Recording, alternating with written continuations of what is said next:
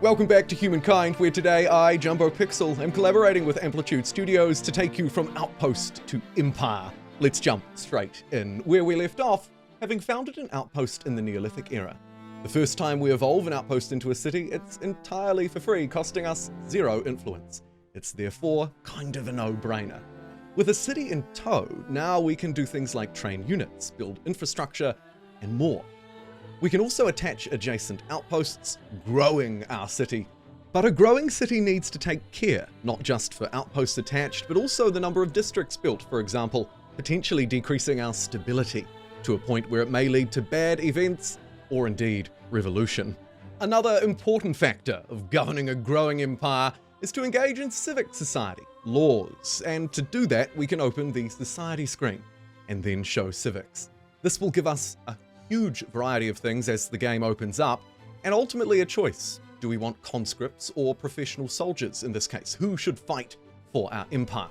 And each choice will also impact our ideologies, in this case order, liberty on the left, authoritarianism on the right. And every time we make a decision and implement one of these laws or policies, it will impact our yields as well. Generally more stable in the center, leaning into other things on the outside. Our society is also shaped by the things that we build and the decisions that we make. And this includes, again, the many events that take place throughout a humankind journey. As we step back, there's also a territorial influence battle going on, where territories, districts, etc. generate influence, and we're vying to have more influence than our neighbors, potentially boosting our influence production or putting the pressure on their lawmaking and overall stability. We'll talk more about the diplomatic interactions in our next video, but there's more to uncover.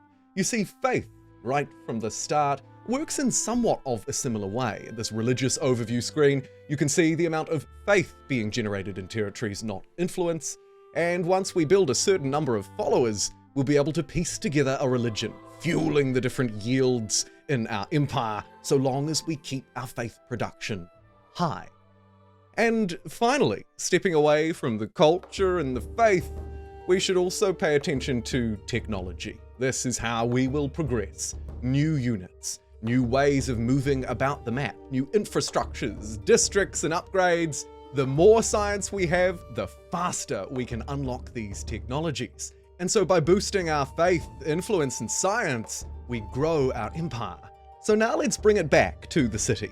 Firstly, its population, which is largely governed by food used to train military units and fill jobs, industry for our production, money to build or improve, and science for those technologies. And all of these outputs, by the way, can be slightly manually adjusted. By moving your populations between different jobs, you can change the amount of money or science that your city may be earning, and you can also automate this somewhat with a variety of different presets. With our industrial capacity online, we could start to look to build shared projects, for example, like wonders, these one only on the map builds with powerful effects. Districts are your most common buildings. Some of these can be built almost infinitely if you have the stability to support them, while others, emblematic districts unique to your culture, can only be built once per territory.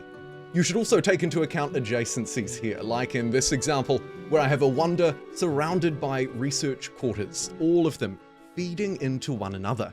And overall, this will increase the science output across the board thanks to synergies on districts and adjacent exploitations.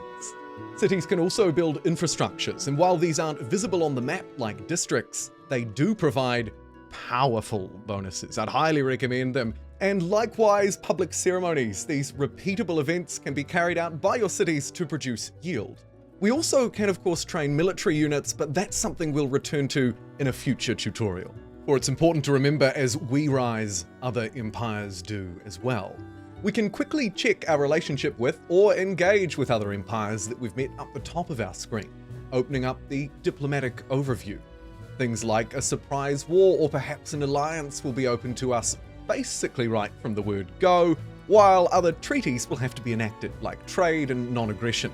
We can also settle grievances, crises between us, and engage in more advanced diplomatic actions. And those, alongside resources, trade, and more, will be the focus of our next tutorial.